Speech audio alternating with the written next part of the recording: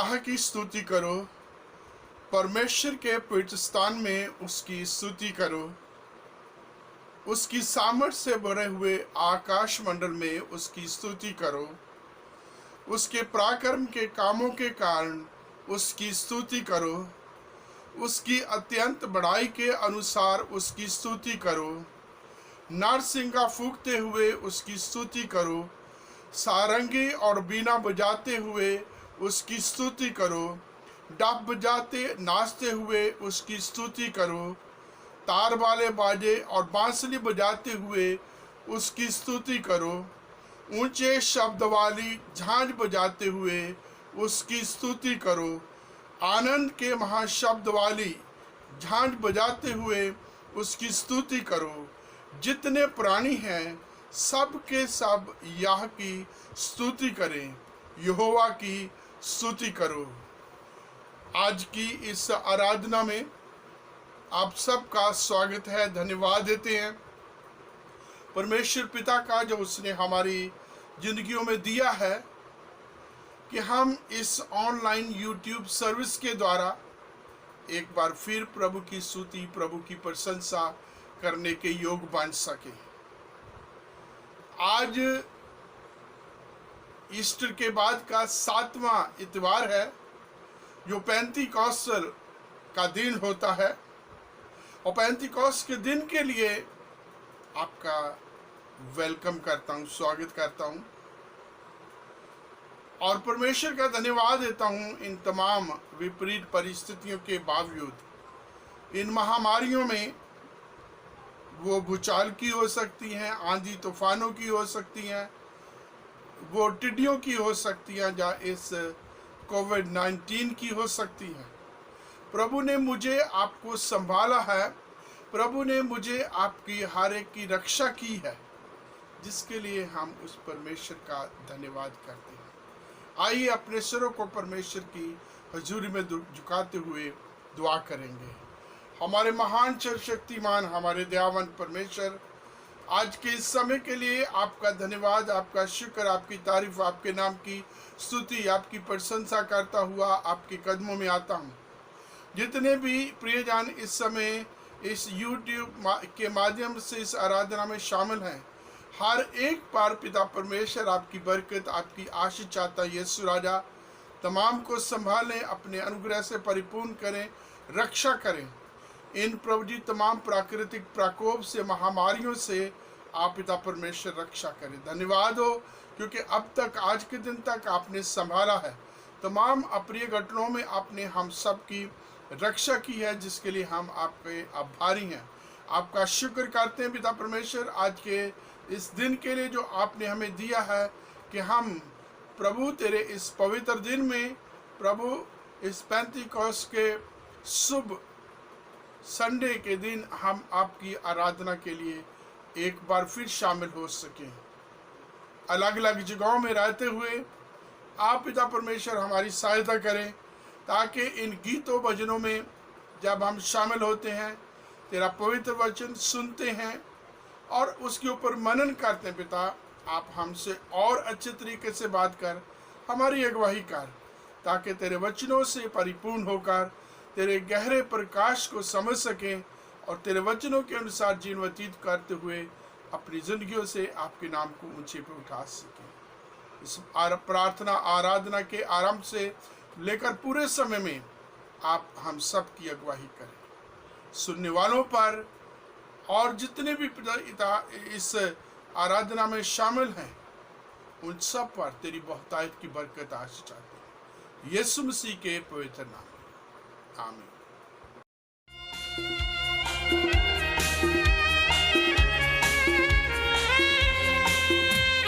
Hallelujah स्तुति गाए हम, यीशु की स्तुति गाए हम। हालेलुया स्तुति गाए हम, यीशु की स्तुति गाए हम। Hallelujah hallelujah hallelujah hallelujah hallelujah hallelujah hallelujah स्तुति गाए हम, गाए हम यीशु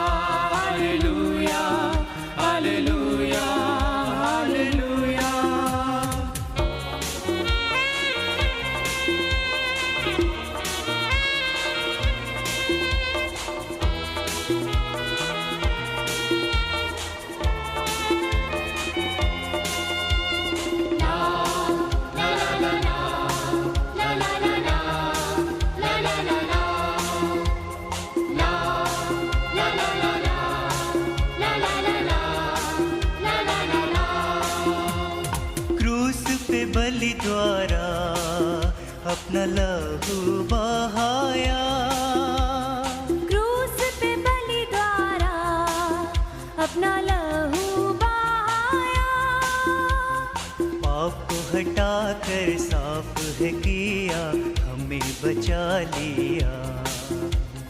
पाप को हटा कर साफ है किया, हमें बचा लिया।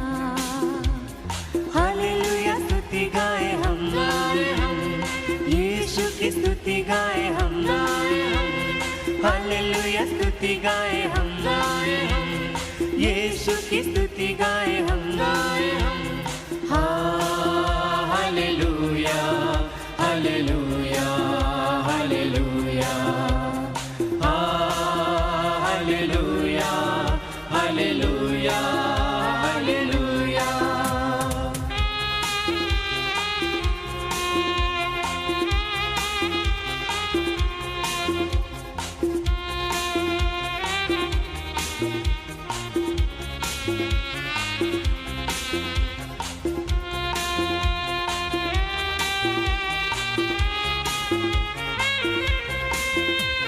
सदा मैं स्तुति करूंगा और सदा तुझे याद करूंगा। सदा मैं स्तुति करूंगा और सदा तुझे याद करूंगा। तेरी आत्मा पाके तेरी इच्छा जान के आगे ही बढ़ता रहूंगा।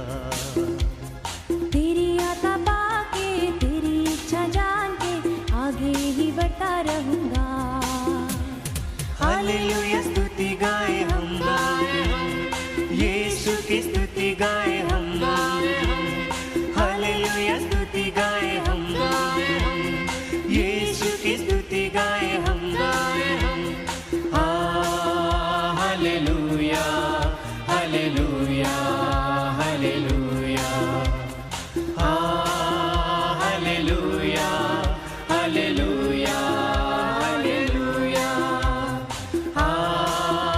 Hallelujah hallelujah hallelujah, hallelujah hallelujah hallelujah.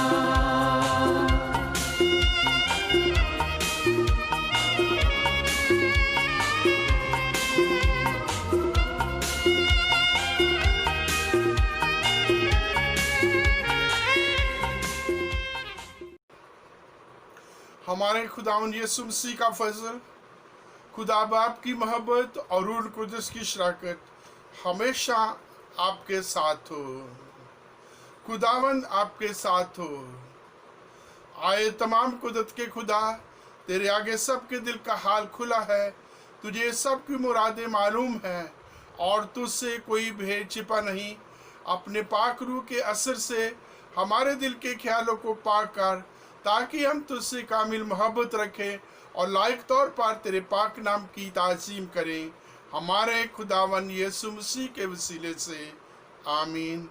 आलम बाला पर खुदा का जलाल और ज़मीन पर उसके लोगों में सुलह। खुदावन खुदा, आसमानी बादशाह, तमाम कुदरत के खुदा बाप, हम तेरी प्रस्तुत करते, तेरा शुक्र करते और तेरे जलाल के लिए तेरी हमद करते हैं। आए खुदावन यीशु मसीह, बाप के इकलौते बेटे, आए खुदावन खुदा, खुदा के बर्रे, तू जहान का गुनाह उठा ले जाता है। हम पर रहम कर, तू बाप के दाहिने बैठा है। हमारी दुआ कबूल कर, क्योंकि आए यीशु मसीह, तू ही कुदूस है, तू ही खुदावन है, तू ही पाक के साथ खुदा बाप के जलाल में आला है। आमीन। ये समय है कि हम परमेश्वर के पवित्र वचनों में से पढ़ेंगे। सब अपनी अपनी बाइबल निकालें और जब ये हवाला आपके बीच में पढ़ा जाता है, आप भी उसमें शामिल हो जाइए। योएल 2:28-32। उन बातों के बाद मैं सब प्राणियों पर अपना आत्मा उंडेलूंगा। तुम्हारे बेटे बेटियां भविष्यवाणी करेंगी और तुम्हारे पुरने स्वप्न देखेंगे और तुम्हारे जवान दर्शन देखेंगे। तुम्हारे दास और दासियों पर भी मैं उन दिनों में अपना आत्मा उंडेलूंगा। मैं आकाश में और पृथ्वी पर चमत्कार अर्थात लहू और आग के धुएं के खंभे दिखाऊंगा। यहोवा के उस बड़े और भयानक दिन के आने से पहले सूर्य अंधकार होगा, चंद्रमा रक्त सा हो जाए। उस समय जो कोई यहोवा से प्रार्थना करेगा वह छुटकारा पाएगा। परमेश्वर धन्यवाद। मैं आपके सामने पढ़ूंगी भजन संहिता 139 1 से 24 आयत तक। भजन संहिता 139 1 से 24 आयत तक। हे यहोवा, तूने मुझे जांच कर जान लिया है। तू मेरा उठना बैठना जानता है और मेरे विचारों को दूर ही से समझ लेता है। मेरे चलने और लेटने की तू भली भांति छानबीन करता है और मेरे पूरे चाल चलन का भेद जानता है। हे यहोवा, मेरे मुंह में ऐसी कोई बात नहीं जिससे तू पूरी रीति से ना जानता हो। तूने मुझे आगे पीछे घेर रखा है और अपना हाथ मुझ पर रखे रहता है। ये ज्ञान मेरे लिए बहुत कठिन है, ये गंभीर और मेरी समझ से बाहर है। मैं तेरे आत्मा से भागकर किधर जाऊं या तेरे सामने से किधर भागूं? यदि मैं आकाश पर चढ़ूं तो तू वहाँ है। यदि मैं अपना बिछौना अधलोक में बिछाऊं तो वहाँ भी तू है। यदि मैं भोर की किरणों पर चढ़कर समुद्र के पार जा बसूं तो वहाँ तू अपने हाथ से मेरी अगुवाई करेगा और अपने दाहिने हाथ से मुझे पकड़े रहेगा। यदि मैं कहूँ कि अंधकार में तो मैं छिप जाऊँगा और मेरे चारों ओर का उजियाला रात का अंधेरा हो जाएगा, तो भी अंधकार तुझसे ना छिपेगा। रात तो दिन के तुल्य प्रकाश देगी, क्योंकि तेरे लिए अंधियारा और उजियाला दोनों एक समान है। मेरे मन का स्वामी तो तू है, तूने मुझे माता के गर्भ से रचा। मैं तेरा धन्यवाद करूँगा, इसलिए कि मैं भयानक और अद्भुत रीति से रचा गया। तेरे काम तो आश्चर्य के हैं और मैं इसे भली भांति जानता हूँ। जब मैं गुप्त में बनाया जाता और पृथ्वी के नीचे से स्थानों में रचा जाता था, तब मेरी हड्डियाँ तुझसे ना छिपी थी। तेरी आँखों ने मेरे बेडौल तत्व को देखा और मेरे सब अंग जो दिन दिन बनते जाते थे, वे रचे जाने से पहले तेरी पुस्तक में लिखे हुए थे।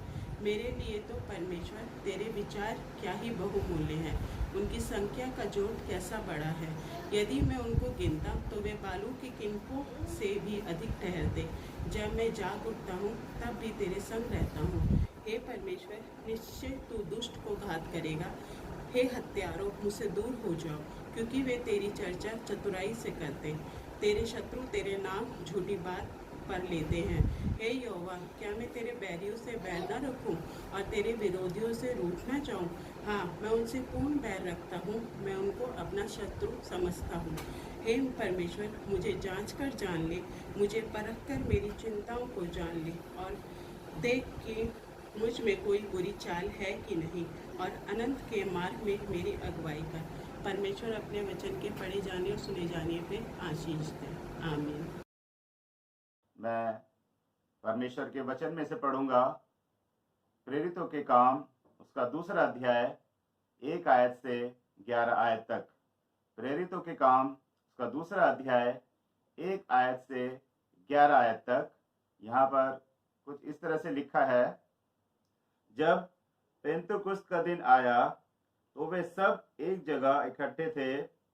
एकाएक आकाश से बड़ी आंधी की सी सनसनाहट का शब्द हुआ और उससे सारा घर जहां वे बैठे थे गूंज गया, और उन्हें आग की सी जीभें फटती हुई दिखाई दी और उनमें से हर एक पर आ ठहरी। वे सब पवित्र आत्मा से भर गए और जिस प्रकार आत्मा ने उन्हें बोलने की सामर्थ्य दी, वे अन्य अन्य भाषा बोलने लगे। आकाश के नीचे की हर एक जाति में से भक्त यहूदी यरूशलेम में रह रहे थे। जब यह शब्द हुआ तो भीड़ लग गई और लोग घबरा गए, क्योंकि हर एक को यही सुनाई देता था कि ये मेरी ही भाषा में बोल रहे हैं। वे सब चकित और अचंभित होकर कहने लगे, देखो, ये जो बोल रहे हैं क्या सब गलीली नहीं? तो फिर क्यों हम में से हर एक अपनी अपनी जन्मभूमि की भाषा सुनता है? हम जो पार्थी और मेदी और एलामी और मेसोपोटामिया और यहूदिया और कप्पदूकिया और पोंतुस और आसिया और फ्रूगिया और पंफूलिया और मिस्र और लीबिया देश जो कुरैने के आसपास हैं, इन सब देशों के रहने वाले और रोमी प्रवासी अर्थात यहूदी और यहूदी मत धारण करने वाले क्रेती और अरबी भी हैं, परंतु अपनी अपनी भाषा में उनसे परमेश्वर के बड़े बड़े कामों की चर्चा सुनते हैं। खुदावंद अपने इस पाक कलाम के पढ़े और सुने जाने पर बड़ी आशीष दे। आमीन। आइए हम परमेश्वर के वचन में से पढ़ेंगे। पहला कुरिन्थियों उसका 12 अध्याय, उसकी 1 आयत, उसके बाद 4 से 13 आयत तक। First Corinthian chapter 12 verse 1, after that 4 to 13। यहाँ इस प्रकार लिखा है, हे भाइयों, मैं नहीं चाहता कि तुम आत्मिक वरदानों के विषय में अनजान रहो। वरदान तो कई प्रकार के हैं, परंतु आत्मा एक ही है, और सेवा भी कई प्रकार की है, परंतु प्रभु एक ही है। और प्रभावशाली कार्य कई प्रकार के हैं, परंतु परमेश्वर एक ही है, जो सब में हर प्रकार का प्रभाव उत्पन्न करता है। किंतु सबके लाभ पहुंचाने के लिए हर एक को आत्मा का प्रकाश दिया जाता है, क्योंकि एक को आत्मा के द्वारा बुद्धि की बातें दी जाती हैं और दूसरे को उसी आत्मा के अनुसार ज्ञान की बातें। किसी को उसी आत्मा से विश्वास और किसी को उसी एक आत्मा से चंगा करने का वरदान दिया जाता है। फिर किसी को सामर्थ्य के काम करने की शक्ति, और किसी को भविष्यवाणी की, और किसी को आत्माओं की परख, और किसी को अनेक प्रकार की भाषा, और किसी को भाषाओं का अर्थ बताना। परंतु ये सब प्रभावशाली कार्य वही एक आत्मा कराता है, और जिसे जो चाहता है वह बांट देता है। क्योंकि जिस प्रकार देह तो एक है और उसके अंग बहुत से हैं, और उस एक देह के सब अंग बहुत होने पर भी सब मिलकर एक ही देह हैं, उसी प्रकार मसीह भी है। क्योंकि हम सब ने, क्या यहूदी हो क्या यूनानी, क्या दास हो क्या स्वतंत्र, एक ही आत्मा के द्वारा एक देह होने के लिए बपतिस्मा लिया, और हम सबको एक ही आत्मा पिलाया गया। यह परमेश्वर का वचन है। परमेश्वर के वचन के पढ़े और सुने जाने पर आशीष हो। आमीन।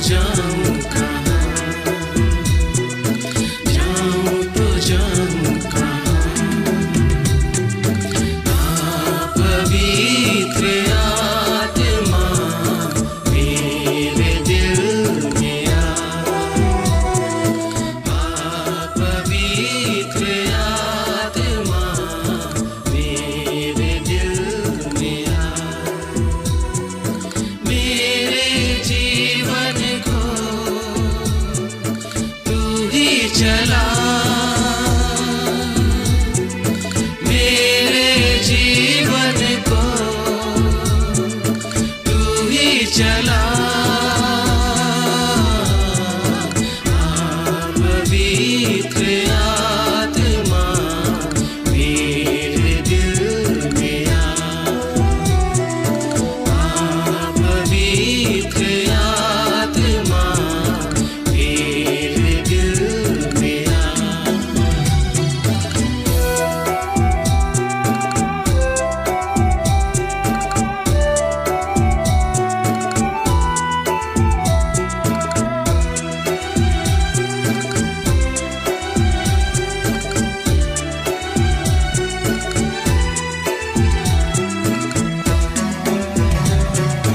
थक चुका हूँ मैं, जीवन का तू ही सहारा।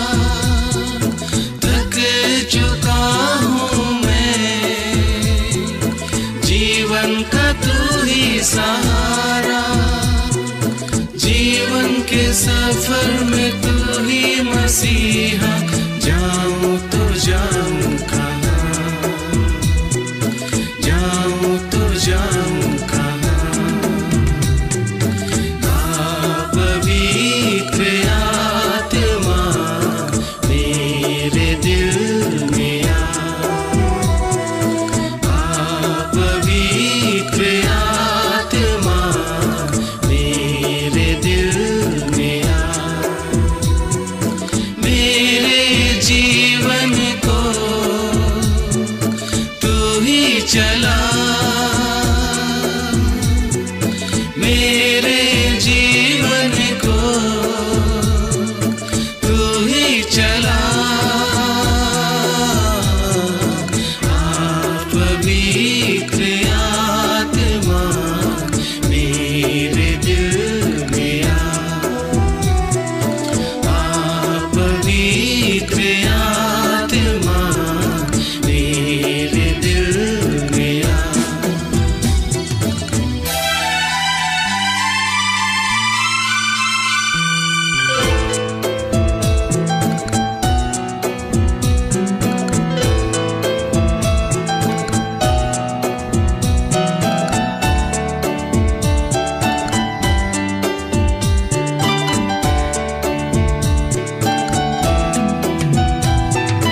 प्यासा आया हूँ मैं, मुझको तू जल पिला। प्यासा आया हूँ मैं, मुझको तू जल पिला। जीवन का सोता है तू ही मसीहा, जाऊँ तो जाऊँ कहाँ, जाऊँ तो जाऊँ कहाँ। पवित्र आत्मा मेरे दिल में आ पवित्र आत्मा मेरे दिल में आ मेरे जीवन को तू ही चला मेरे जीवन को तू ही चला पवित्र आत्मा मेरे दिल में आ पवित्र आत्मा मेरे दिल में आ पवित्र आत्मा मेरे दिल में आ मसीह यीशु के नाम में आप सबको जय मसीह की। मैं सुसमाचार में से आप लोगों के लिए पढ़ूंगी यूहन्ना रचित सुसमाचार, उसका 20 अध्याय 19 आयत से लेकर के 23 आयत तक। संत यूहन्ना की इंजील उसका 20 अध्याय 19 से लेकर के 23 आयत तक। यहाँ यूहन्ना इस तरीके से लिखते हैं, उस दिन जो सप्ताह का पहला दिन था, संध्या के समय जब वहाँ के द्वार जहाँ चेले थे यहूदियों के डर के मारे बंद थे, तब यीशु आया और उनके बीच में खड़ा होकर उनसे कहा, तुम्हें शांति मिले। और यह कहकर उसने अपना हाथ और पंजर उनको दिखाए। तब चेले प्रभु को देख करके आनंदित हुए। यीशु ने फिर उनसे कहा, तुम्हें शांति मिले। जैसा पिता ने मुझे भेजा है वैसे मैं भी तुम्हें भेजता हूँ। यह कहकर उसने उन पर फूंका और कहा, पवित्र आत्मा लो। जिनके पाप तुम क्षमा करो वे उनके लिए क्षमा किए गए हैं, जिनके तुम रखो वे रखे गए हैं। ये यीशु मसीह का सुसमाचार है और इस सुसमाचार के पढ़े और सुने जाने पर खुदावंद हम सबको बहुतायत की आशीष प्रदान करे। आमीन। आइए हम सब मिल करके रसूलों का अकीदा बोलेंगे। हम एक खुदावंद कादर मुतलक बाप पर ईमान रखते हैं जो आसमान और ज़मीन का और सब देखी और अनदेखी चीज़ों का खालिक है।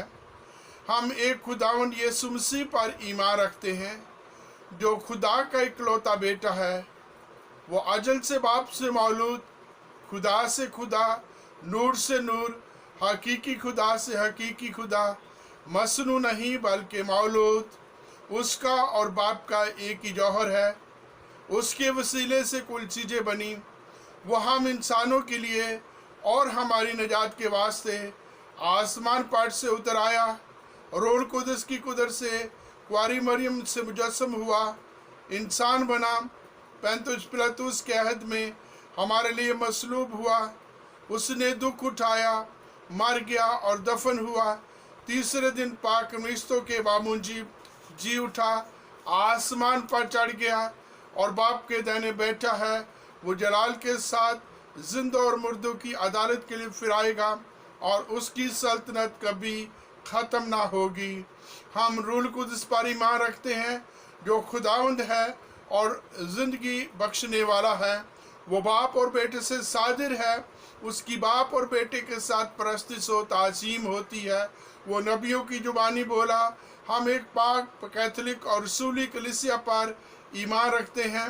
हम एक बपतिस्मे का जो गुनाहों की मुआफ़ी के लिए है इकरार करते हैं और मुर्दों की क़यामत और आइंदा जहान की हयात का इंतजार करते हैं। आमीन।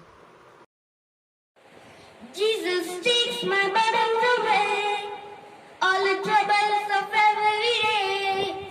Every night when I pray, Jesus takes my burdens away.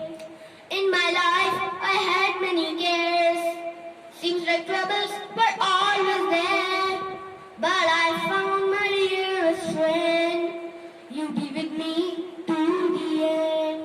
Jesus takes my burdens away, all the troubles of every day. Every night when I pray, Jesus takes my burdens away.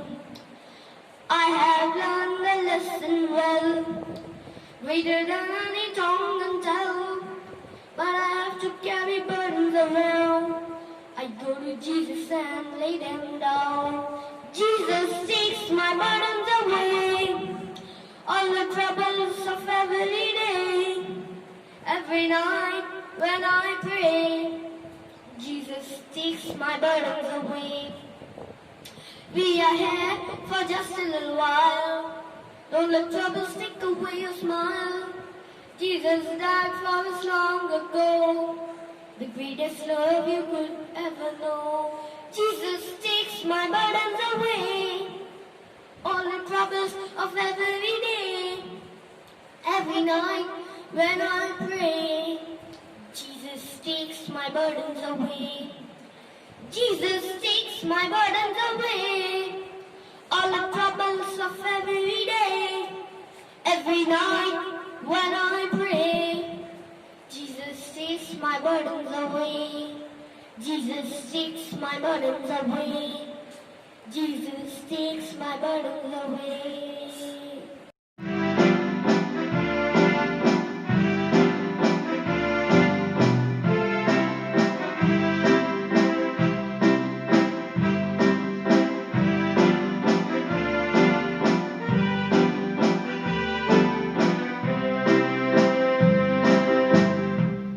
पवित्र आत्मा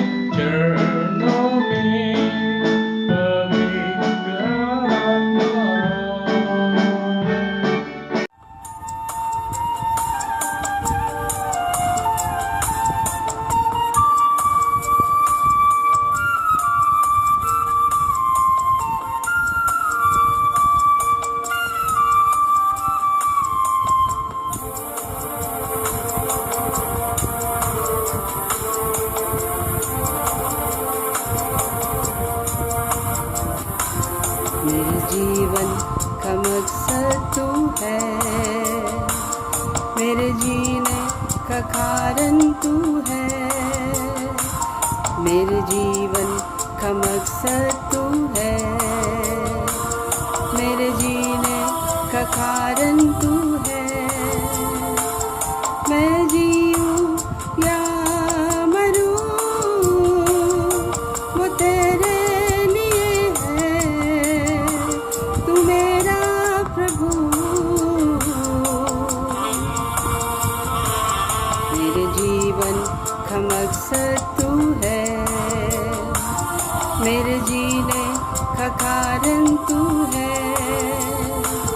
मेरे जीवन का मकसद तू है, मेरे जीवन का कारण तू है। मैं जीऊं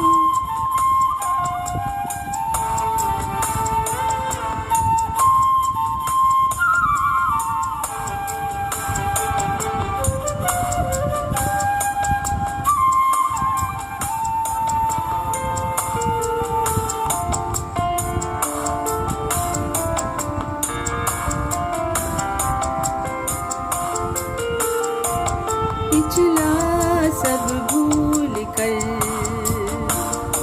मैं आगे ही दौड़ा चलूं, मेरे लिए जो धन था उसको मैं त्याग दूं। पिछला सब भूल कर मैं आगे ही दौड़ा चलूं, मेरे लिए जो धन था उसको मैं त्याग दूं, कि मैं पाऊं उससे पुरस्कार। दौड़ा मैं जाऊं कि मैं पाऊं उससे पुरस्कार। दौड़ा मैं जाऊं, मैं जीऊं या मरूं वो तेरे लिए है, तू मेरा प्रभु। मेरे जीवन का मकसद तू है, मेरे जीने का कारण तू है, जीवन का मकसद तू है,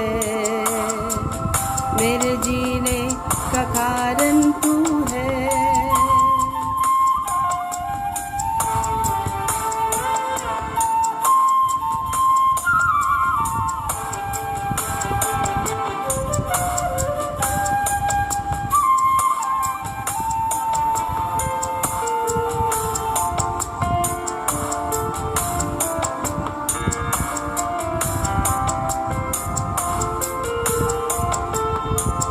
मुझ पर हुई है कृपा,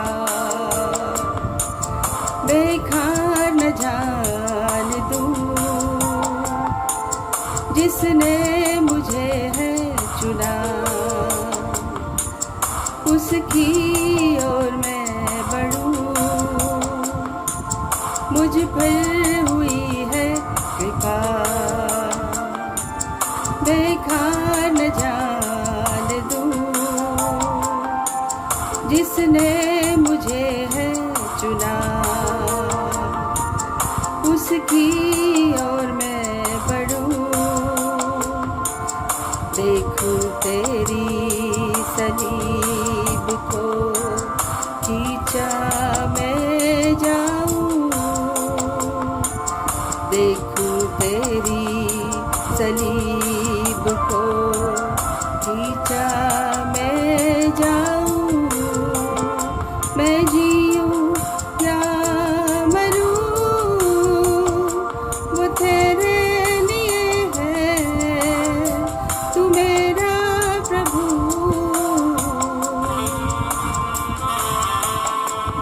मेरे जीवन का मकसद तू है, मेरे जीने का कारण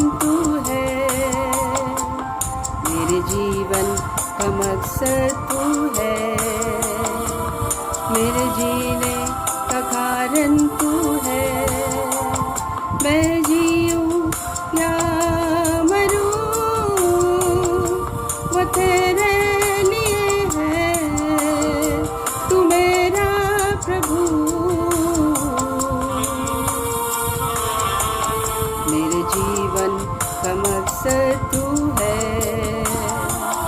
मेरे जीने का कारण तू है, मेरे जीवन का मकसद तू है, मेरे जीने का कारण तू है।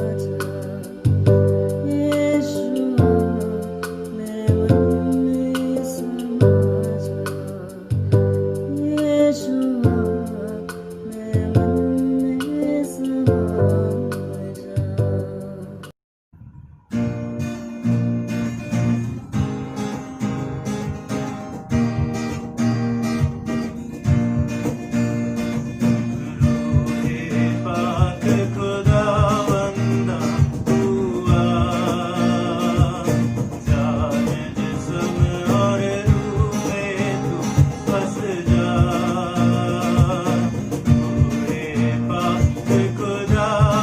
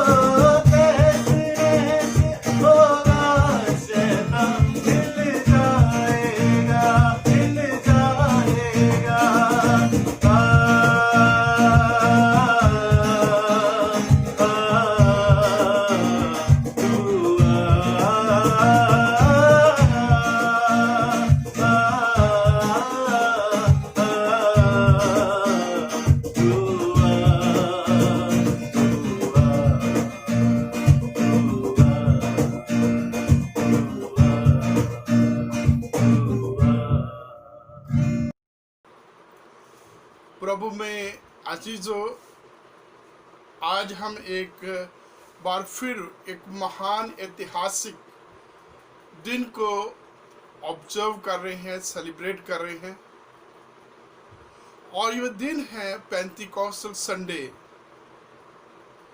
पेंटिकॉस्टल अर्थात 50वां दिन,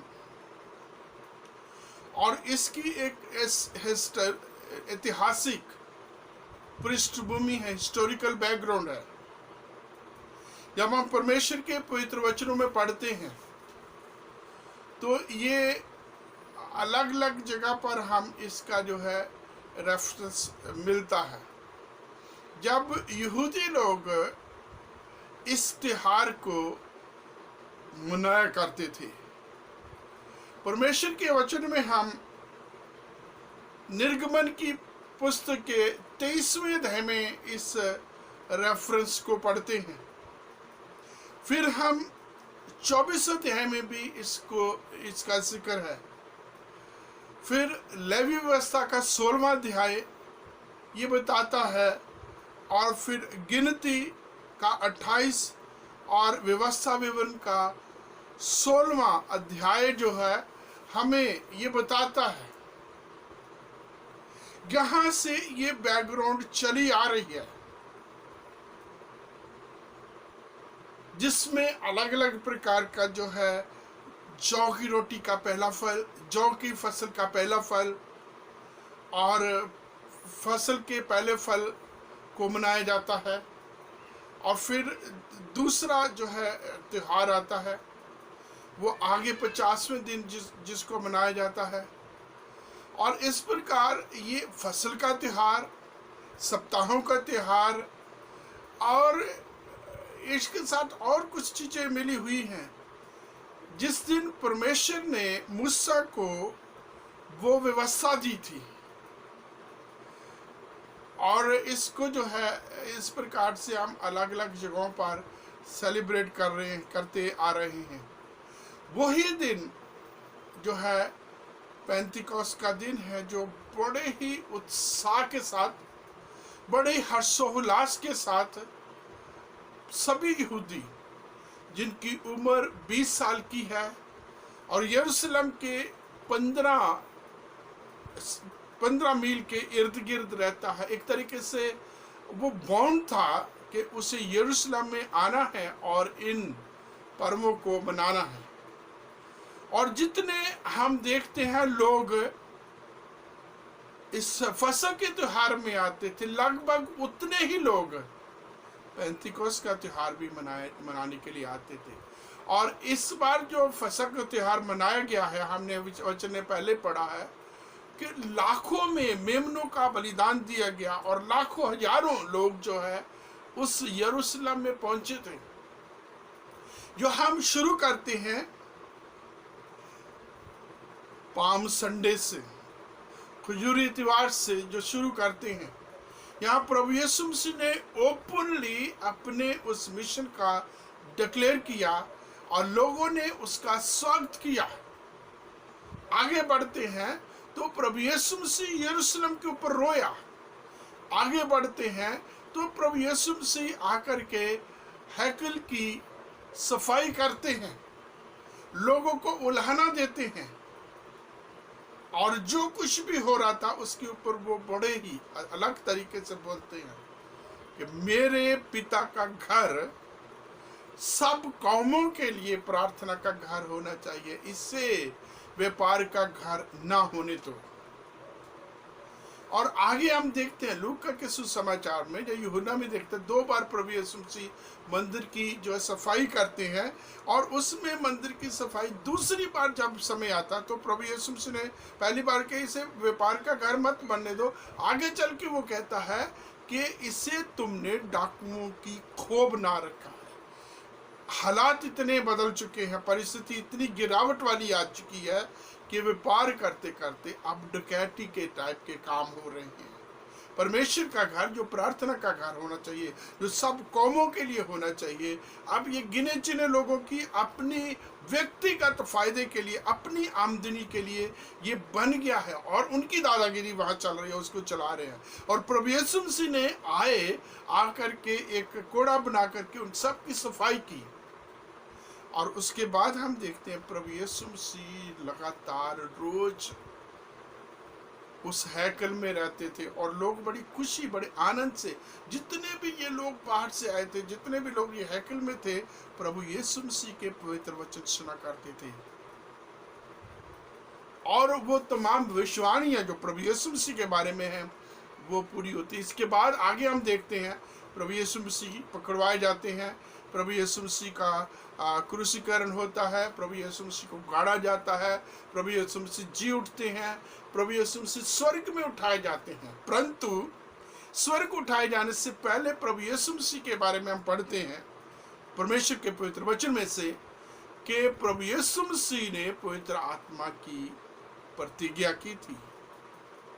उसने बोला था कि प्रभु यीशु मसीह ने अपने चेलों को कि मैं जाता हूँ, जब तक मैं ना जाऊंगा वो तुम्हारे पास जो है दूसरा सहायक, अर्थात प्रभु यीशु मसीह और पिता परमेश्वर के बराबर जिसकी प्रस्तुत अजीम होती है, वो आत्मा, दूसरा सहायक तुम्हारे पास नहीं आएगा। और इस प्रकार से देखते हैं कि ये ना सिर्फ प्रभु यीशु मसीह ने इस पवित्र आत्मा की प्रतिज्ञा की थी, बल्कि पुराने नियम में इसकी भविष्यवाणी हुई थी।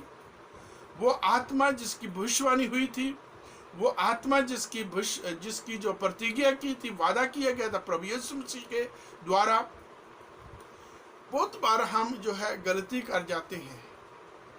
कई जगहों पर हम ये देखते हैं कि ये पहला समय था जब पवित्र आत्मा ने काम शुरू किया, या पवित्र आत्मा का काम यहाँ से शुरू होता है पेंतिकोस्त के दिन से।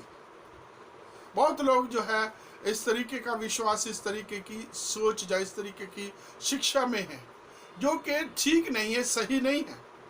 क्योंकि पवित्र आत्मा को हम पुराने नियम में देखते हैं, उसका जो है उसकी प्रतिज्ञा की गई है। जैसे आज का वचन जोएल नबी के द्वारा पढ़ा गया है, और परमेश्वर का वचन कहता है तुम्हारे बुजुर्ग, तुम्हारे पुरनिये स्वप्न देखा करेंगे, तुम्हारे युवा और युवतियां दर्शन देखेंगे। और इस प्रकार से ये पवित्र आत्मा के कार्य में आगे चलते हुए उन दर्शनों को, परमेश्वर की वाणी को, परमेश्वर के भेदों को, परमेश्वर चाहता, परमेश्वर के फुल गॉस्पेल को समझने के लिए, प्रीच करने के लिए ये युवानों को दिया गया कि वो भविष्यवाणी, वो दर्शन देखा करेंगे। बुजुर्ग परमेश्वर के उन कामों को जो परमेश्वर ने किए हैं, उन कामों को का वर्णन किया करेंगे, बताया करेंगे। जैसे आज भी जो बड़े बुजुर्ग होते हैं, बड़े बुजुर्ग जो होते हैं, आज भी पुराने समय की जो है बातें करते हैं। खास करके जब हम छोटे थे तो मैं अपने बुजुर्गों को देखता था, अपने बुजुर्गों से सुनता था। वो अंग्रेजों के ज़माने की, अंग्रेजों की हुकूमत की बातें करते थे। वो उन तमाम चीज़ों को बताया करते थे जो एक यूनाइटेड इंडिया के टाइम की, जिसमें इंडिया पाकिस्तान एक हुआ करता था, उस महाभारत की बातों का, उन दिनों की बातों का जिक्र किया करते थे। लाहौर की, पेशावर की, कराची की और दूसरे देशों की।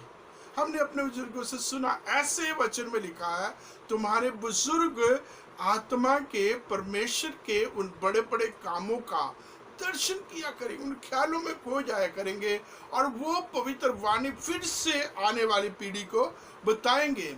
और जवान जो है परमेश्वर के आत्मा से परिपूर्ण होकर के आगे बढ़ेंगे। जो हम देखते हैं प्रभु यीशु मसीह के या पिता परमेश्वर के पवित्र आत्मा ने चेलों के माध्यम से किया।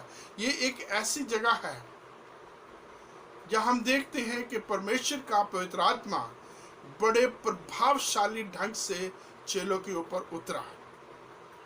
इससे पहले हम देखते हैं कि जो आत्मा है वो यही नहीं, वो शुरू से, आरंभ से जो है एक्टिव है। जब उत्पत्ति होती है, जब सृष्टि की उत्पत्ति की जाती है, उससे पहले हम परमेश्वर के वचन में परमेश्वर का आत्मा जल के ऊपर मंडराता था। फिर हम अलग अलग समय में देखते, जैसे हमारा विश्वास मत में भी हम बोलते हैं, वो नबियों की जुबानी बोला, विश्वक्ता उससे परिपूर्ण होकर के। हम परमेश्वर के वचन में पढ़ते हैं, परमेश्वर का वचन कहता है कि भविष्यवक्ता या परमेश्वर के भक्त लोग पवित्र आत्मा से उभारे जाकर के बोलते थे, लिखते थे। वो पवित्र वाणी बाइबल में आज मैं और आप पढ़ते हैं।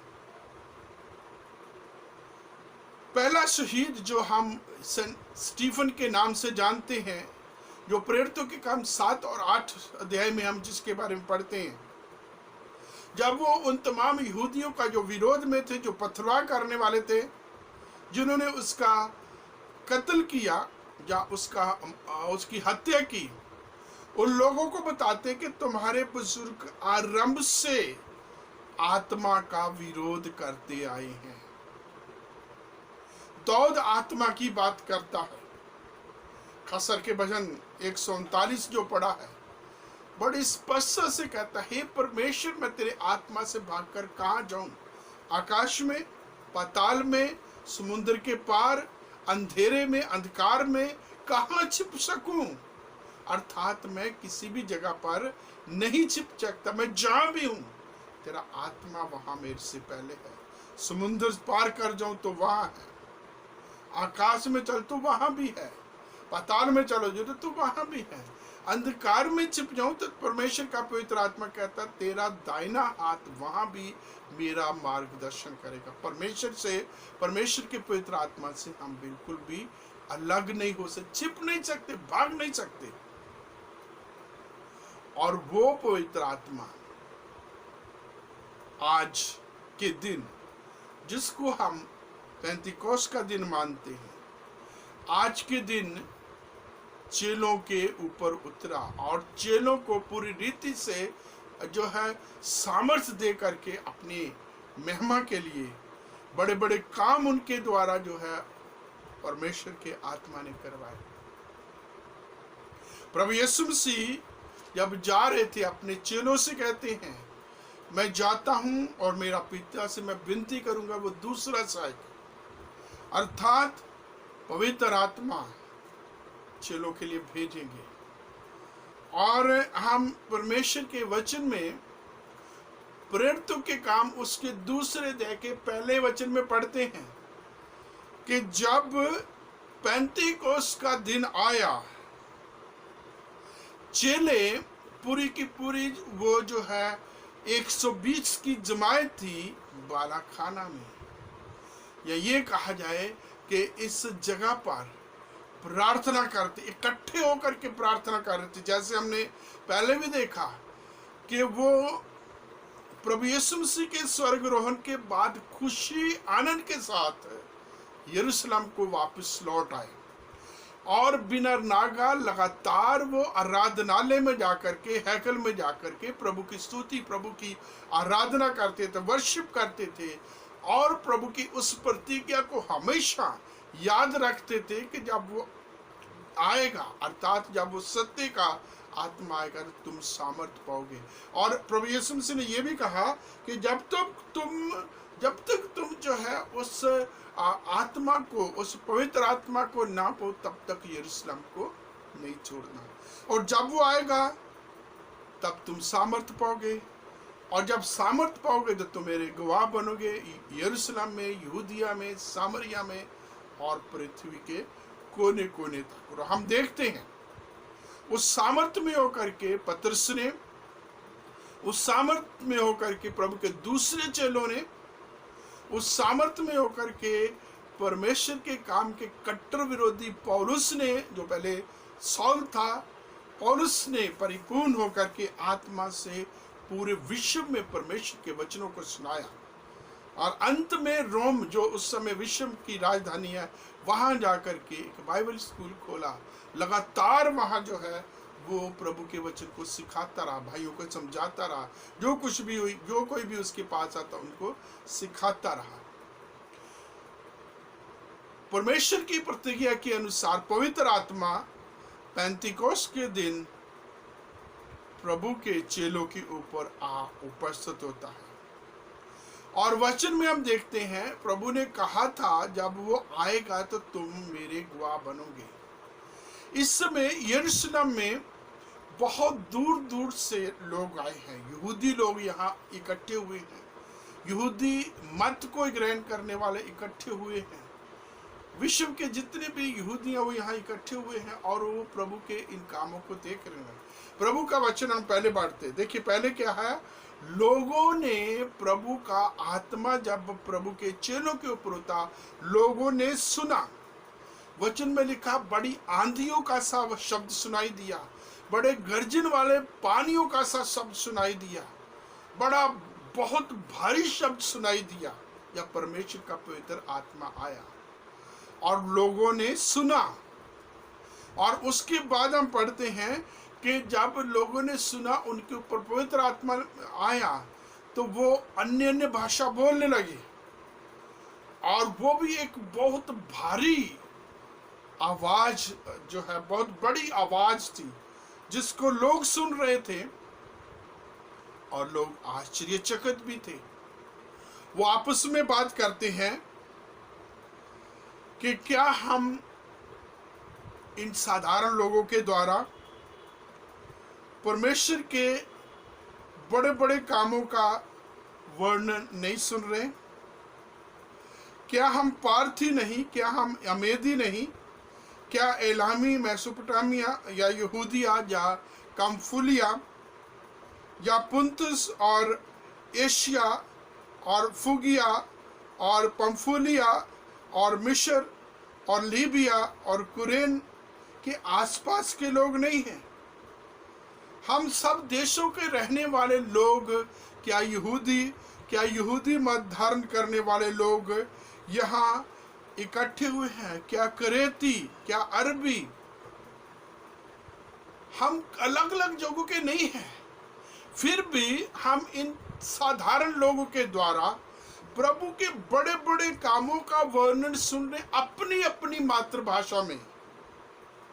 और ये मेरे प्रियो एक बहुत ही अनोखी अद्भुत बात थी। प्रभु यीशु मसीह के चेले, जैसे हम सब जानते हैं कि कुछ एक को छोड़ करके बाकी सारे के सारे कम पढ़े लोग थे, अनपढ़ टाइप के लोग थे, गांव देहात के लोग थे, मछुआरे थे। और वो लोग इस समय जब पवित्र आत्मा उनके ऊपर होता है, प्रभु यीशु मसीह के उन वचनों के अनुसार परमेश्वर के कामों का वर्णन कर रहे हैं, बयान कर रहे हैं परमेश्वर के कामों का। और विश्व के अलग अलग लोगों के जो हमने नाम अभी देखे हैं, वो लोग हैरान हो रहे हैं क्योंकि ये साधारण लोग बोल रहे हैं अपनी अपनी जुबान में, और हम हर कोई अपनी अपनी मातृभाषा में इनकी जुबान से परमेश्वर के बड़े बड़े कामों को सुन रहे हैं। इसको बोलते गैलेलियो, या स्पीकिंग इन टंग्स, अन्य अन्य भाषा में बोलना। और ये पवित्र आत्मा का वरदान है, पवित्र आत्मा का एक वरदान है जो वचन में लिखा है, जिसको हम कुरिन्थियों की पहली पत्री के 14वें अध्याय में पढ़ते हैं कि जिसको वो आत्मा चाहे उसको वो देता है। वहाँ हम पढ़ते हैं वरदान कई प्रकार के हैं, किसी को सामर्थ्य के काम करना, किसी को प्रचार करना, किसी को शिक्षा देना, किसी को पास्टर का काम देना, किसी को प्रबंध करना, किसी को अन्य भाषा बोलना, किसी को उन भाषाओं का जो है अनुवाद करना।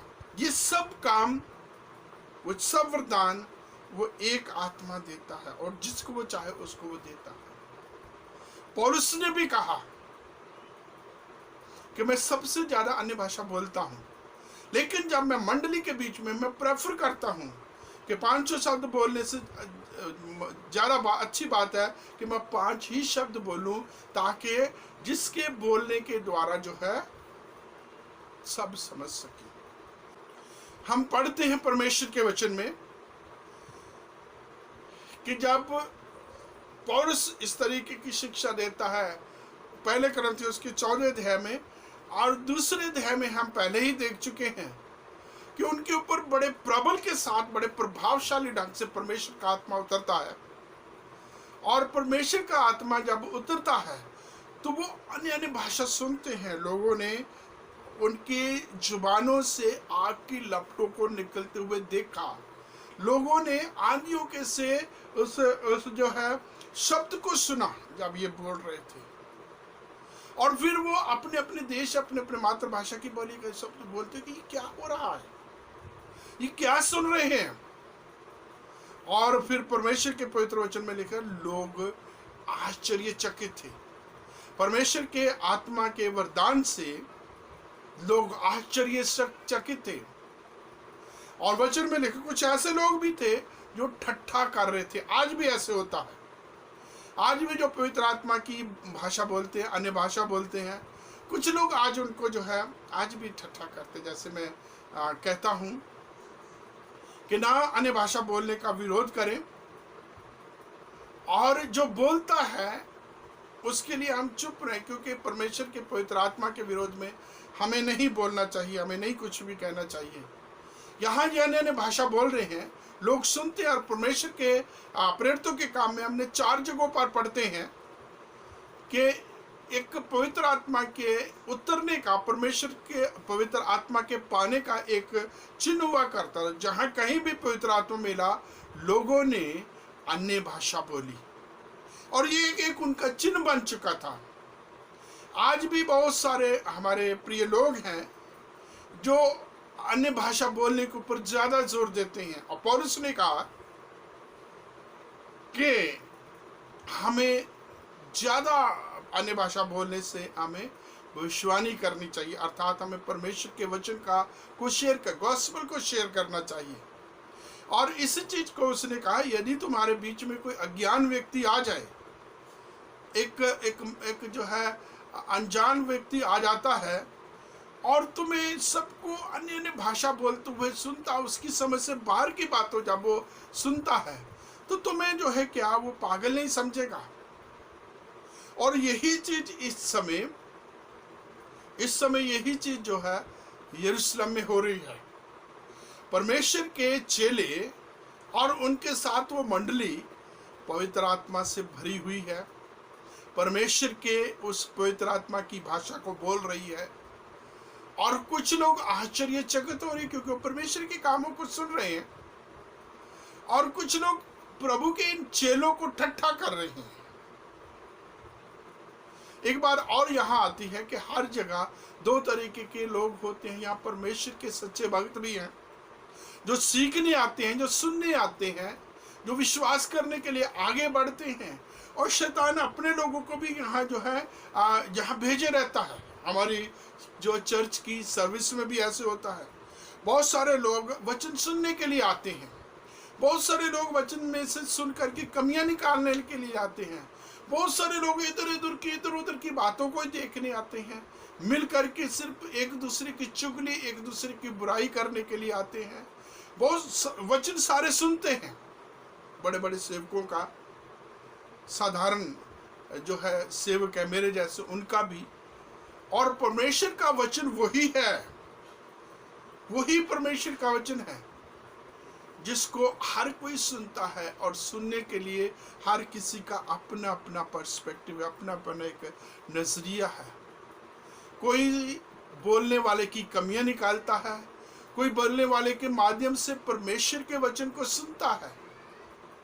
यहाँ भी पेंतेकोस्त के दिन पहले यही हो रहा था।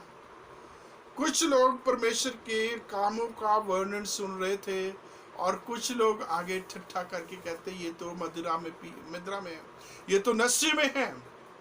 और यहाँ से 14वें वचन से हम देखते हैं, पतरस जो पवित्र आत्मा से समय भरा हुआ है, उसको मौका मिला है, और वो लगातार 35वें वचन में प्रेरितों के काम 2 अध्याय 14 वचन से वो आरंभ करता है, 35 वचन तक नॉन स्टॉप प्रभु यीशु मसीह की गवाही देता है। परमेश्वर के वचन में हम पढ़ते हैं, प्रभु यीशु मसीह से लेकर उन भविष्यवाणियों को, विश्वक्तों को, उन भजनों को जो प्रभु यीशु मसीह के बारे में कहे गए थे, प्रभु यीशु मसीह के आरंभ से, पैदा होने से लेकर, उन तमाम भविष्यवाणियों से लेकर प्रभु यीशु मसीह के इस पृथ्वी पर जीवन, उसकी सेवकाई को लेकर, प्रभु यीशु मसीह के स्ताव दुख उठाने, उसकी सलीबी मृत्यु और मर मुर्दों में से जी उठकर स्वर्ग रोहन के बारे में बताता है। जैसे जो प्रेरितों के काम 2 अध्याय उसके 24 वचन को अक्सर मैं कोट करता हूँ। परमेश्वर का वचन कहता है ये हो नहीं सकता था, it was not at all possible, ये असंभव था कि प्रभु यीशु मसीह के ऊपर मृत्यु का कोई भी बस रहता। परमेश्वर ने उसी को अपनी सामर्थ के द्वारा मुर्दों में से जिंदा किया और वो 40 दिन हम सब के बीच में रहा। उसने हमारे बीच में खाया पिया, हमने उसे टच स्पर्श किया, देखा, और 40 दिन स्वर्ग में उठा लिया गया। और उसने प्रतिज्ञा की, और प्रतिज्ञा के साथ हमने एक जो शिक्षा भी दी, एक जो है हमें हुक्म भी दिया कि जब तक तुम पवित्र आत्मा ना पाओ यरूशलेम को नहीं छोड़ना। आज परमेश्वर के उस जो है पवित्र वचन, उस जो है प्रतिज्ञा की हुई किया गया वो आत्मा है जिसके द्वारा हम ये सब कुछ बोल पा रहे हैं। हम मदिरा में नहीं है, हमने नशा नहीं किया। पतरस कहते हैं जो नशा करते हैं वो पहले पहर में नहीं करते, वो तो रात को चौथे पहर, तीसरे पहर में जाकर के करते हैं, अभी जबकि ये दिन का पहला ही पहर है। और फिर परमेश्वर का पवित्र वचन कहता है, पहले वचन से लेकर जो है प्रभु यीशु मसीह से लेकर के जो 14 वचन में पाते 35 वचन तक जो है प्रभु यीशु मसीह के गवाही देता है। प्रभु यीशु मसीह के कामों के ऊपर वचन का, परमेश्वर की प्रतिज्ञा, विश्वक्तों की विश्वानी और प्रभु यीशु मसीह के पवित्र आत्मा की सामर्थ के दिए जाने के बारे में यहाँ पतरस उनको बता रहा है। 35 वचन में आगे आते हैं, यहाँ तक प्रभु का वचन नॉन स्टॉप बताया गया। और फिर हम जो है 36 वचन में पढ़ते हैं, जब इतनी बड़ी महान टेस्टमनी सुनाई जाती है, सुनते हैं ये तमाम विश्व के आए हुए यहूदी, और जब वचन में लिखा है उनके हृदय छिद गए, टूट गए, इस सच्चाई को, इस सामर्थी, इस बड़े काम को सुन करके जो प्रभु यीशु मसीह के माध्यम से पिता परमेश्वर ने करवाया था। वचन में लिखा है, वो कहते हैं अब हम क्या करें, अब हम क्या करें, क्योंकि पतरस ने उनको ये बताया था, इस चीज को एहसास कराया था, इस चीज की सच्चाई को बयान किया था कि प्रभु यीशु मसीह की मृत्यु का जो दोष है वो तुम पर है, तुम्हारी औलादों पर है। और वो अब कह रहे हैं इस बड़े पाप से, इस बड़े अपराध से और उसकी सजा से बचने के लिए हम क्या करें।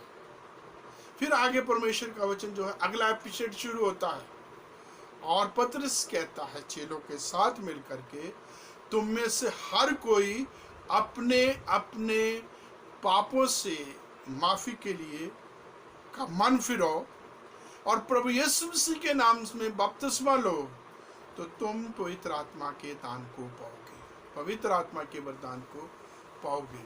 जो प्रतिज्ञा परमेश्वर ने प्रभु यीशु मसीह के द्वारा हमसे की थी, जो प्रतिज्ञा परमेश्वर ने विश्वक्तों के द्वारा जो विश्वानी के तौर पर कही थी, वो प्रतिज्ञा तुम्हारी जिंदगी में पूरी हो जाएगी। वो जो विश्वानी है वो तुम्हारी जिंदगी में पूरी हो जाएगी, वो तुम्हारे बच्चों के जिंदगी में पूरी हो जाएगी यदि तुम मन फिरोगे, पश्चाताप करोगे और प्रभु यीशु मसीह के नाम में बपतिस्मा लोगे। वचन में लिखा है उस एक ही वचन के द्वारा 3000 लोगों ने प्रभु यीशु मसीह को ग्रहण करके बपतिस्मा लिया। और हम देखते हैं पहली कलीसिया की स्थापना होती है जिसमें एक नई कलीसिया के बीच में जो है 3120 लोगों की पहली मंडली की मेंबरशिप है। और फिर हम इतने नहीं हैं, आगे जब ये लोग आते हैं, परमेश्वर का पवित्र वचन कहता है कि 42 वचन से 47 वचनों तक ये लोग परमेश्वर का वचन सीखने वाले थे। It was a learning church. पहले कलीसिया की स्थापना होती है और परमेश्वर का वचन हम पढ़ते हैं 42वें वचन में। पहले ये प्रेरितों से शिक्षा पाने, संगति रखने, रोटी तोड़ने और प्रार्थना करने में लौलीन रहते थे। इनके कामों के बारे में हम देखें, ये लोग प्रेरितों से शिक्षा पाने, संगति रखने, रोटी तोड़ने और चौथी चीज हम पढ़ते हैं प्रार्थना करने में लौलीन थे।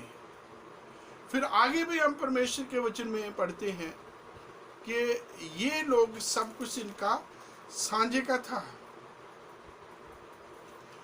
पहली चीज, ये जो कलीसिया थी ये सीखने वाली थी। प्रेरितों के चेलों से ये जो है प्रभु के वचन को सीखती थी, प्रभु का वचन ये सीखती थी।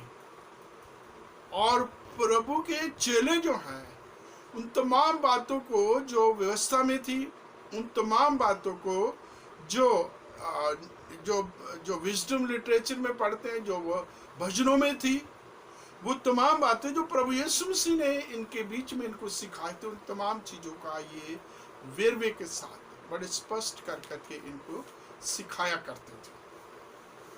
और ये सीखने वाली कलीसिया थी और ये बहुत ही अच्छी चीज है हर एक कलीसिया के लिए कि वो वचनों को सीखे, अर्थात बाइबल स्टडी किया करें। ये बाइबल स्टडी करने वाली लोग थी, बाइबल का अध्ययन करने वाली लोग थी। और प्रेरितों के काम 17 अध्याय के 11 वचन में हम पढ़ते हैं इस कलीसिया के बारे में कि वो किस प्रकार के लोग थे। वहाँ थस्सलुनीकियों के यहूदिया और बीरिया के यहूदियों के बारे में लिखा है, और थस्सलुनीकियों के यहूदियों के बारे में लिखा है ये थस्सलुनीकियों के यहूदियों से भले थे। कौन? बीरिया के यहूदी।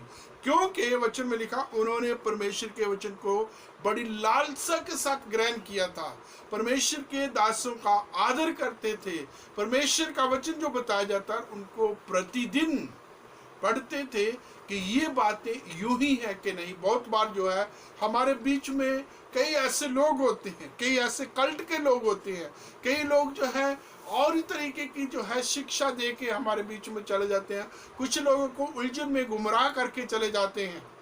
और वो लोग जो है आगे बढ़ने की बजाय वो शब्दों के तर्क वितर्क में पड़े रहते हैं। पौलुस कहते हैं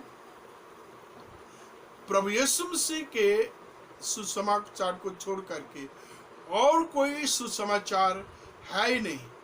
और फिर परमेश्वर का वचन ये भी कहता है यदि कोई तुम्हारे पास आए और तुम्हें यही वचन ना सिखाए तो उसके अपने घर में नहीं आने देना और ना ही उसको नमस्कार करना है।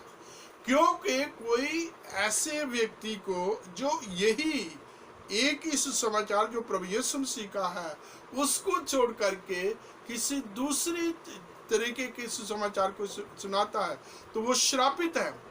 और जो कोई उसके साथ संगति करता है, उसको नमस्कार भी कहता है, वो उसके बुरे कामों में शामिल हो जाता है। इसलिए प्रभु का वचन कहता है हमें इन लोगों से भी बच के रहना है। पहली कलीसिया प्रेरितों से शिक्षा पाने वाली थी, प्रभु के वचनों को सीखने वाली थी, प्रभु के वचनों को जो है पढ़ पढ़ के प्रतिदिन खोजने वाली थी, व्यवस्था के साथ, भजनों के साथ, भविष्यवाणियों के साथ, नबियों की तमाम चीजों को इस नई शिक्षा के साथ जो चेले देते हैं इसके साथ तुलनात्मक वो जो है स्टडी करते थे और देखते थे, परखते थे कि ये बातें यूं ही है कि नहीं, इनका कोई मतलब भी है जो है ऐसे सुनाई जा रही है। फिर दूसरी चीज हम देखते हैं वो आपस में संगति रखते थे और ये भी एक बहुत महत्वपूर्ण चीज। इन तीनों चारों पांचों चीजों की जब हम बात करेंगे तो पहले कलीसिया के बीच में ये बहुत ही महत्वपूर्ण बातें थी। वो वचन सीखती थी, वचनों को परखती थी, वचनों की सर्च करती थी और फिर उसकी सच्चाई को जान करके उनको स्वीकार करती थी। दूसरी चीज वो संगति रखती। संगति रखना हमारे लिए बहुत जरूरी है। जब हम एक दूसरे को मिलते नहीं, एक दूसरे से लगे रहते हैं तो कई प्रकार की गलतफहमियां हमारे बीच में पैदा हो जाती हैं।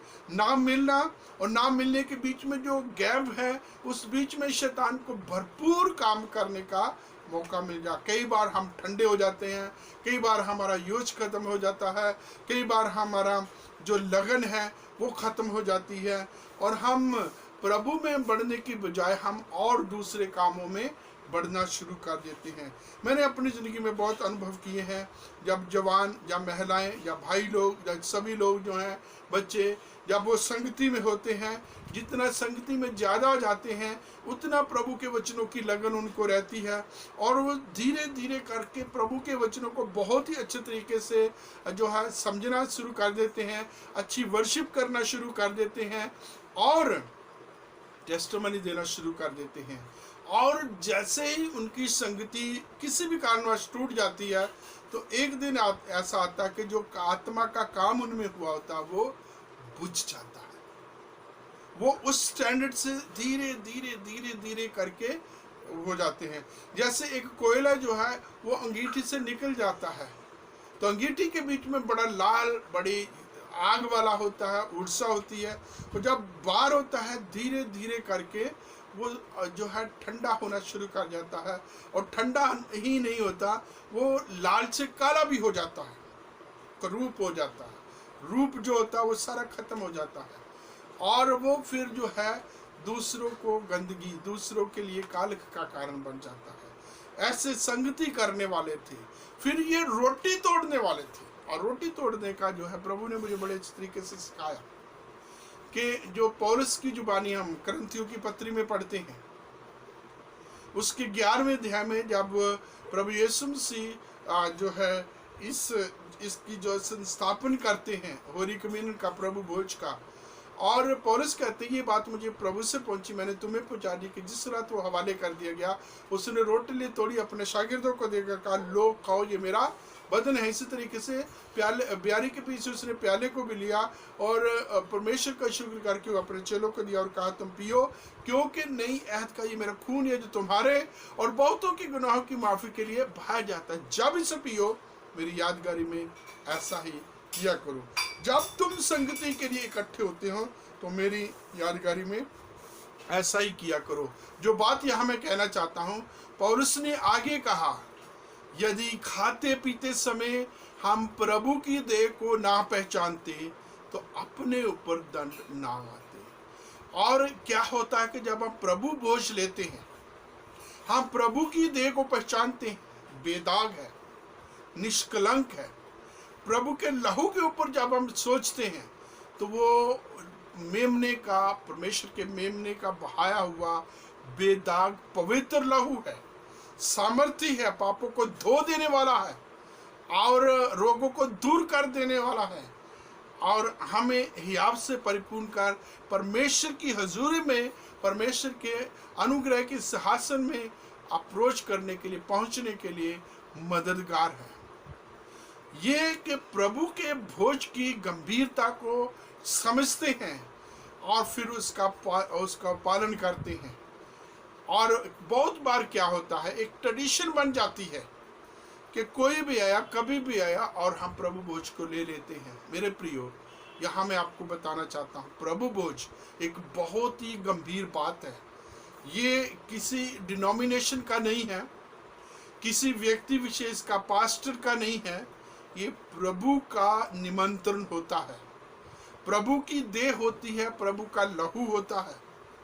हम किस भावना के साथ आते हैं कि मेरे प्रियो, कोई ये प्रसाद नहीं होता, ये कोई जो है ऐसे नहीं ले वाला होता, बड़ी गंभीरता के साथ। पहले हमें अपने आप को जांचना है, परखना है, अपनी जिंदगी की शुद्धता, पवित्रता के ऊपर सोचना है, अपने पापों के ऊपर सोचना है और प्रभु की देह जिस प्रकार से पवित्र है उसके योग्य होने के लिए हमें अपने आप को प्रभु के हाथों के समर्पित करना है।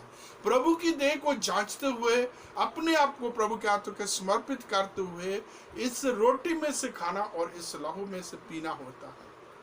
और ये एक ऐसी मंडली थी जो रोटी तोड़ने में लौलीन रहते थे, मतलब अपने आप को जांचते भी थे, प्रभु के वचन को भी पूरा करते थे, देखते थे, जांचते थे और अपने आप को प्रभु के देह के लायक बनाने का प्रयास करते थे। चौथी चीज जो हम पढ़ते हैं 42 वचन के आखिरी कड़ी, आखिरी हिस्से में, कि ये लोग प्रार्थना करने में लौलीन रहते थे। मेरे प्रियो, ये बहुत बड़ी बात है, क्योंकि ये 120 के लोग और पहली कलीसिया के 3120 लोग, ये कब तक इतने बड़े समाज का, इतने बड़े विरोध का कब तक मुकाबला कर सके? परमेश्वर के वचन में हम पढ़ते हैं, जब पहली कलीसिया की स्थापना होती है, इनके ऊपर सताव आता है, इनको पकड़ा जाता है, इनको जो है बंदी गृह में डाला जाता है, इनको डंडे मारे जाते हैं, इनको चेतावनी दी जाती है कि आगे से प्रभु यीशु मसीह का नाम तुमने कभी नहीं लेना। जब कभी भी इनके द्वारा जो है बड़ा काम होता था, किसी रोगी को ठीक किया जाता था, किसी जन्म के अंधे को ठीक किया, किसी लंगड़े को ठीक किया जाता था, किसी मुर्दे को जिंदा किया जाता था, एक विवाद शुरू हो जाता था। इनको लेकर के बहुत बड़ी बहस शुरू हो जाती थी और इनको हमेशा एक गिरी हुई दृष्टि से देखा जाता था, इनका विरोध होता था। और ऐसे समय में परमेश्वर की तरफ से, परमेश्वर के आत्मा ने एक व्यक्ति के माध्यम से बोला, उनका नाम गमलीएल था, बहुत बड़े विद्वान थे, और उन्होंने बोला कि इन लोगों को छोड़ दो, इनको तंग मत करो। यदि ये लोग, अर्थात प्रभु यीशु मसीह के चेले और उनके साथ की मंडली, यदि ये काम परमेश्वर की ओर से, तो कोई बंद नहीं कर सकता, और यदि ये मनुष्यों का काम है तो अपने आप खत्म हो जाए। कुछ लोगों का उदाहरण देते हैं, इतिहास में कुछ लोग खड़े हुए, कुछ समय उन्होंने काम किया, उनकी मृत्यु के बाद धीरे धीरे करके उनका काम खत्म हो गया। और गमलीएल कहते हैं यदि ये परमेश्वर का काम है तो कोई इसको रोक नहीं सकता, और कहीं ऐसा ना हो कि हम भी अज्ञानता में परमेश्वर के काम में रुकावट डालने वाले हो सके।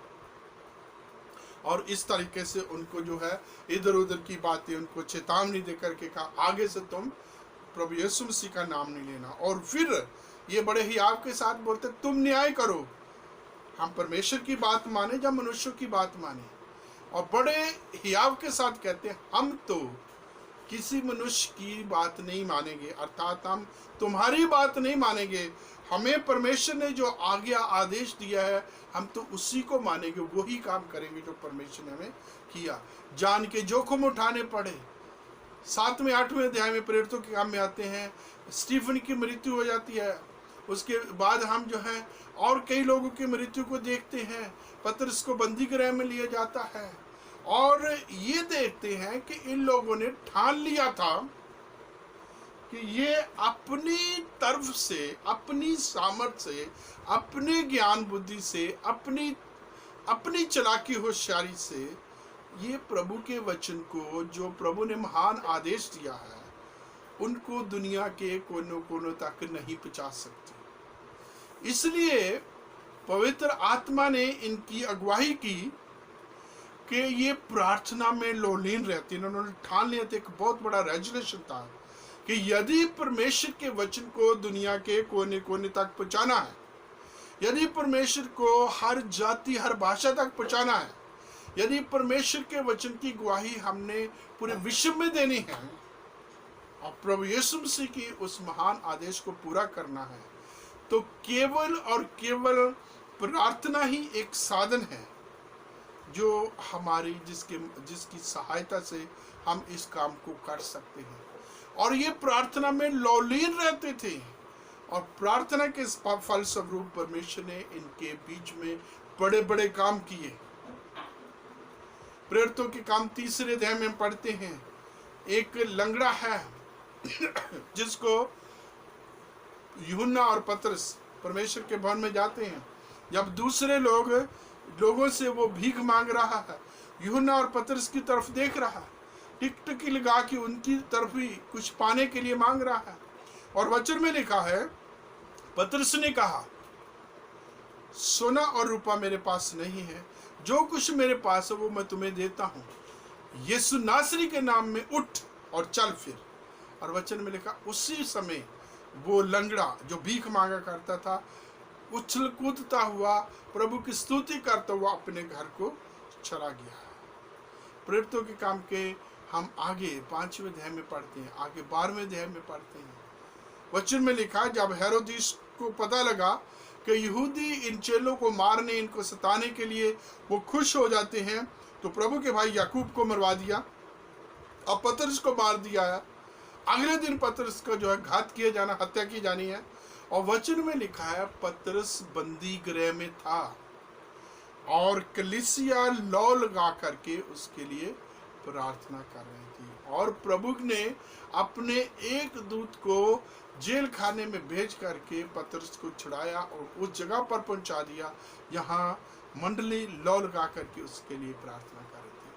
ऐसे बहुत सारे हम काम देते हैं। परमेश्वर ने प्रेयर के द्वारा, प्रार्थना के द्वारा इनकी जिंदगियों में बहुत बड़े बड़े काम किए। इनकी जिंदगियों को परमेश्वर ने इस्तेमाल किया। मेरे प्रियो, हम भी पवित्र आत्मा के सामर्थ्य के उतरने का दिन है, पेंतिकोस्त का दिन है। आइए हम भी अपने आप को प्रभु के हाथों में समर्पित करें। जैसे पहली कलीसिया के लोग चार मुख काम करते थे, प्रेरितों से शिक्षा पाते थे, संगति रखते थे, रोटी तोड़ते थे, परमेश्वर का जो प्रार्थना में लोलीन रहते थे, हम भी इन चार बातों को अपनाएं और प्रभु में बड़े, प्रभु की स्तुति, प्रभु की प्रशंसा कर सके। प्रभु हम सब पर अपनी दया, अपनी कृपा को बनाए रखे। आमीन। अजीजों, आज फिर हम इस गीत में जब शामिल होते हैं जो ऑफरेटरी सॉन्ग है, और जब ये गीत गाया जाता है, एक बार फिर आपसे गुजारिश करना चाहता हूं कि आप अपनी अपनी ऑफरिंग अपने एनवलप में, जैसे पिछले संडे से रखते आ रहे हैं, इस बार भी अपनी ऑफरिंग निकालें और अपने इस एनवलप में डालें।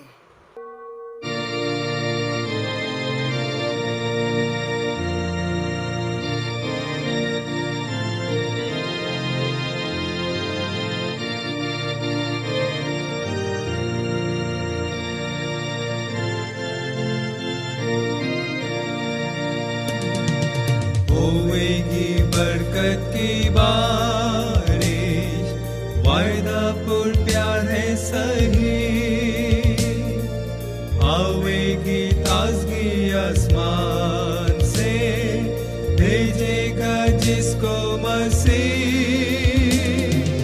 बरकत की बारिश, बरकत की बारिश भरपूर,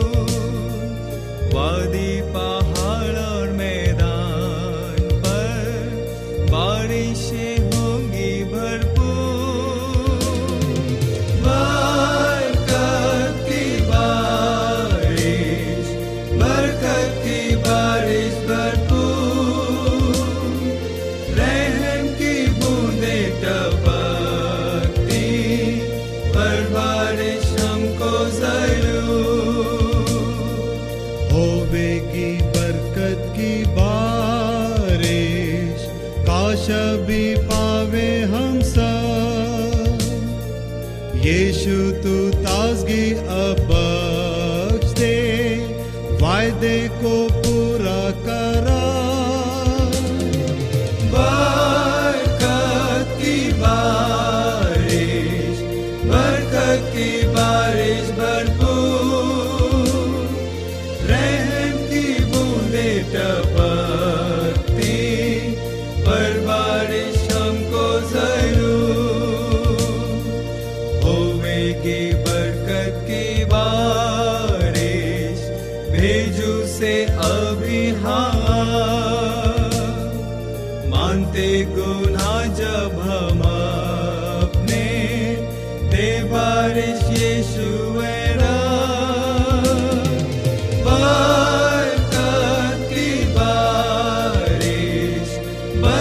की बारिश भरपूर, रहम की बूंदे टपकती, पर बारिश हमको जरूर।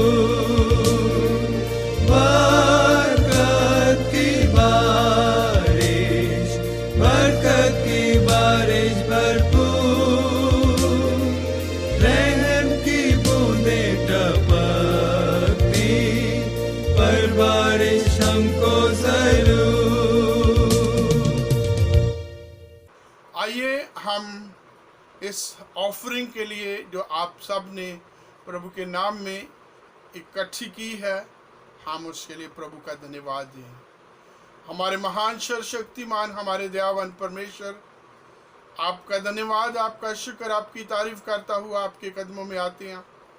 आपका शुक्र, आपकी तारीफ करता हूँ पिता परमेश्वर। हम सब पर तेरी बरकत, तेरी आशीष हो, विशेष करके इस भेंट के लिए जो आपके प्रिय लोगों ने आपके नाम आपके काम के लिए अर्पित की है। इस भेंट को स्वीकार करें। देने वाले तमाम तेरे प्रियजनों पर तेरी बरकत, तेरी आशीष हो। इनके घरों, इनके भंडारों को, इनके रासकुंडों को नए नए दाखरस से परिपूर्ण करें, उत्तम बरकत दे।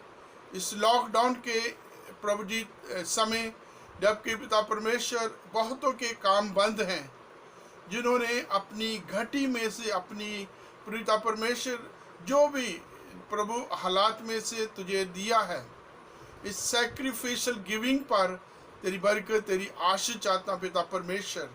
पिता परमेश्वर, जिस दिल हृदय से, भावना से ये भेंट तुझे चढ़ाई गई है, उसके इवज में अपने बच्चों को 30 गुनानी, 60 गुनानी, 100 गुना बरकत दे।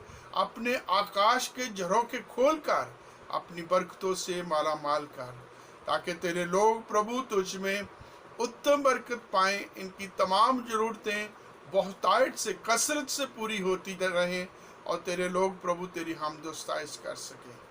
प्रभु धन्यवाद देते हैं, ये पैसा जिस भी कार्य के लिए इस्तेमाल हुआ है, उससे आपको महिमा, आपका जलाल जाहिर हो सके और तेरे घर की, चर्च की सारी ज़रूरतें बहुतायत से पूरी होने पाए।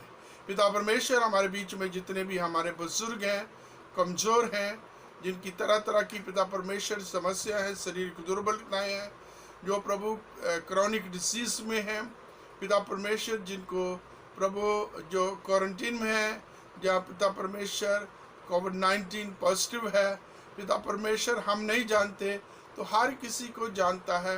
हर एक के साथ रह, हर एक की मदद कर। पिता परमेश्वर, आपने बीते सप्ताह पिता परमेश्वर चर्च के, हमारे दिल्ली डायसिस के एक बुजुर्ग को अपने पास बुला लिया। हम डॉक्टर एवी मैसी के जीवन के लिए और उनके जीवन में दी गई तमाम बरकतों, आशीषों के लिए आपका धन्यवाद देते हैं।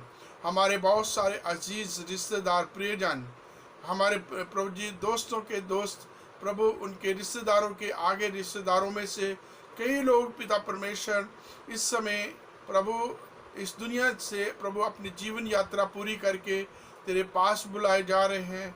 आप उन परिवारों पर तेरा अनुग्रह हो, तेरी शांति से भरें, तेरी हिम्मत दे, तेरी कुव्वत से परिपूर्ण करें और अपने जलाल के लिए इस्तेमाल करें।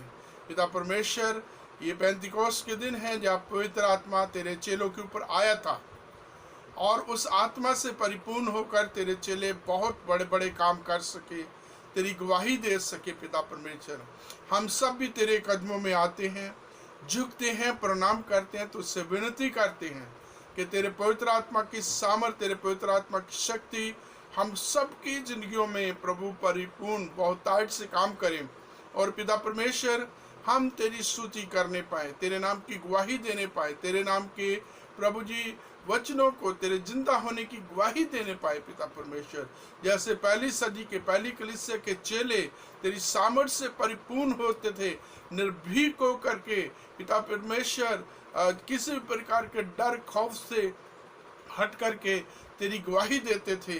पिता परमेश्वर, मनुष्य से अधिक तेरी बात को मानते थे। पिता, आज हम भी 21 सदी के पिता परमेश्वर विश्वासी तेरी बातों को अधिक माने, तेरी बातों को अधिक प्रिय जाने और तेरी स्तुति प्रशंसा करने वाले बन सके।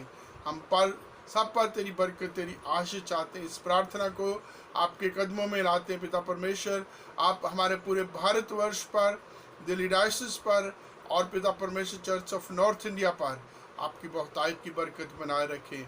हमारे मॉडरेटर दक्षिण भारत और प्रोजी कलीसिया के मॉडरेटर और मार्थोमा के मेट्रोपॉलिटन हमारे प्रभु मॉडरेटर पीसी सिंह, हमारे बिशप वारिश के मसीह, सभी ऑफिस वेयर, सभी पासवान, सारी कलीसियाँ पिता परमेश्वर जो हरियाणा, पंजाब और दिल्ली और पिता परमेश्वर दूसरी जगहों में हैं जो दिल्ली में है, फिर यूपी के हिस्से हैं इसमें शामिल, उन तमाम कलीसियों के पासवानों के साथ उन कलीसियों को तेरे सामर्थ्य आत्मा सौंपते, बरकत दे, आशीष दे प्रभु यीशु। दया कर हमारे चर्च में तेरे तमाम सेवकों को, तेरी सेवकाओं को तेरे हाथों में सौंपते। रवन मिस्टर पूनम पर तेरी बरकत चाहते पिता।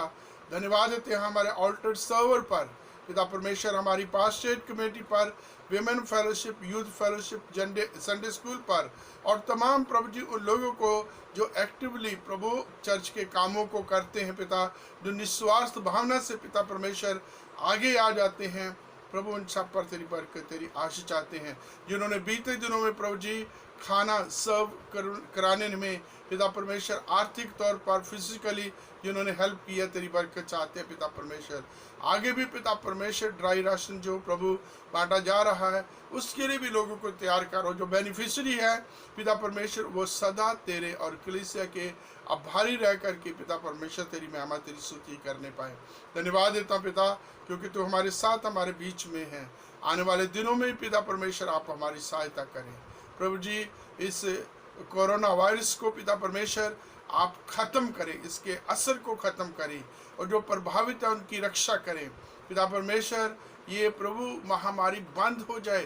तेरे वचन में जैसे लिखा, मेरी प्रजा के लोग जो मेरे कहलाते हैं दीन होकर के प्रार्थना करें, मेरे दर्शन के खोजी होकर अपनी बुरी चाल से फिरें, तो मैं स्वर्ग में से सुन के उनके पापों को माफ़ करूंगा, उनके देश को बहाल करूंगा। हाँ पिता परमेश्वर, हम चाहते हैं हमारा देश बहाल हो जाए पिता परमेश्वर। जो हम फरवरी में थे, जो फरवरी से पहले भी थे पिता परमेश्वर, वो हालात फिर से प्रभु जी रेस्टोर होने चाहिए। हमारा देश प्रभु जी फिर से खुशहाल हो, और तमाम वबा बीमारियों से, प्राकृतिक प्रकोप से, तमाम प्रभु जी महामारियों से प्रभु जी छुटकारा पा करके, निजात पा करके, खुले में खुली प्रभु जी वातावरण में प्रभु अपने काम करने पाए। दया करे सेंट स्टीफन पर, पूरे पास्टेट पर, एक एक घर परिवार पर, बच्चे जवान बुजुर्ग पर तेरी बरकत, तेरी आशीष चाहते हैं। इस प्रार्थना को आपके कदमों में लाते हैं, सुने स्वीकार करें हमारे प्रभु और उद्धारकर्ता यीशु मसीह के पवित्र नाम में, जिसने कहा जब तुम प्रार्थना करो तो इस प्रकार से प्रार्थना करो। आए हमारे बाप, तू जो आसमान पर है, तेरा नाम पाक माना जाए, तेरी बादशाह आए, तेरी मर्जी जैसे आसमान में पूरी होती है ज़मीन पर भी हो। हमारे रोज़ की रोटी आज हमें दे, जिस प्रकार हम अपने कसूरवारों को माफ़ करते हैं, तू हमारे कसूरों को माफ़ कर। हमें आजमाइश में न पड़ने दे, परंतु बुराई से बचा, क्योंकि बादशाह, कुदरत और जलाल हमेशा तेरी है। आमीन। हमारे प्रभु यीशु मसीह का अनुग्रह, पिता परमेश्वर का प्रेम, पवित्र आत्मा की संगति हम सबके साथ हमेशा बनी रहे। आमीन। सबको जय मसीह की। प्रभु सबको संभाले, हर एक की अगुवाई करे और अपनी आशीष से परिपूर्ण करे। जय मसीह।